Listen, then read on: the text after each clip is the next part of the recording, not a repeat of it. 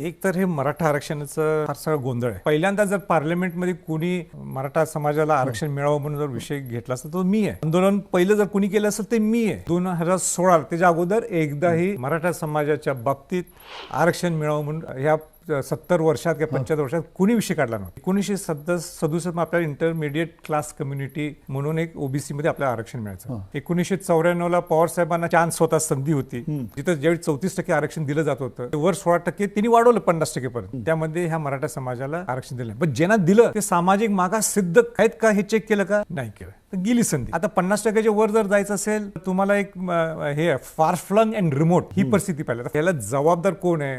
याला सगळे जबाबदार. एक माणूस कोण जबाबदार नाही. 50%च्या वर द्यायचं असेल तर हे तुम्हाला परिस्थिती बदलावं लागेल. 50%च्या आत देऊ शकतात तुम्हाला, पण त्याला इच्छाशक्ती पाहिजे. त्याला निहाय करावं लागेल. 10 वर्षात एकदा करावी, ती करत नाही आपण.